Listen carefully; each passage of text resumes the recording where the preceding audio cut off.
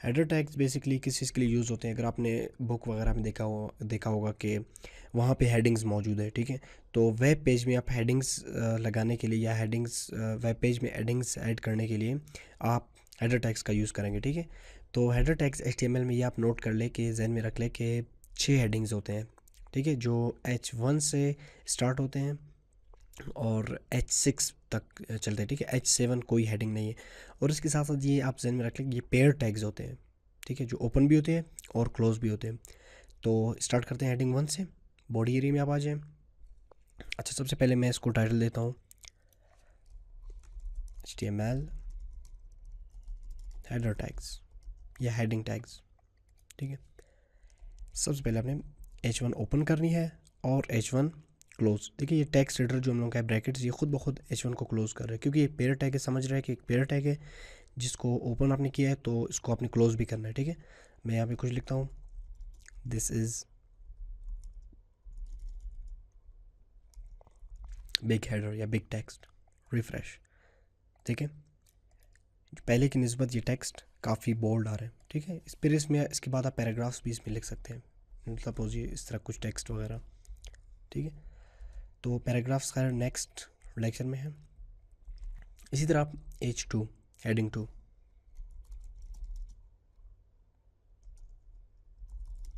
This quite big header, ठीक है। ये इससे सेम तो नहीं होगी, लेकिन फिर इस हेडिंग से थोड़ा छोटा होगा, ठीक है, साइज़ में। देखिए ये इससे बोल्ड है लेकिन ये फिर इससे छोटा आ रहा है, यानी हम जितने भी लेवल्स नीचे जाएंगे तो ये इतने ही हेडिंग्स छोटे होंगे। H3 पे जाते हैं, H3 को देखते हैं, this is an H3 heading, save refresh. देखिए ये फिर से छोटी होगी, स्मॉल हो रही है। H4 को देखते हैं,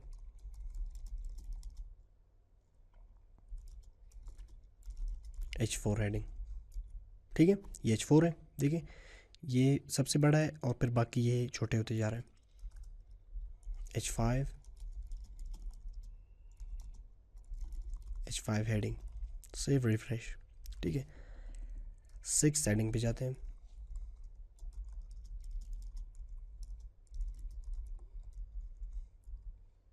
ठीक है।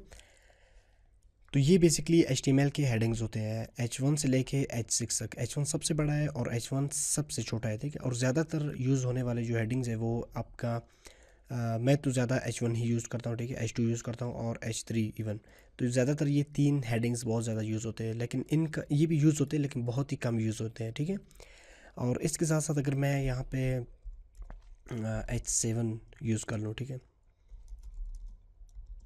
This is not an heading.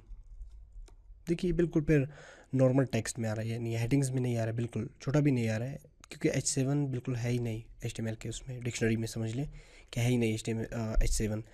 तो हेडिंग्स के अलावा हेडिंग्स को आप इसलिए यूज़ ना करें कि आप टेक्स्ट को बोल्ड कर रहे हैं या टेक्स्ट की फॉर्मेटिंग के लिए यूज़ कर रहे हैं, ठीक है, बल्कि इसको आप एक एज ए हेडिंग यूज़ कर लें, क्योंकि ये फिर सर्च इंजन में ऑप्टिमाइज़ भी होती है। अगर आप H1 में कुछ लिखते हैं तो ये सर्च इंजन में ऑप्टिमाइज़ भी होती है बेसिकली।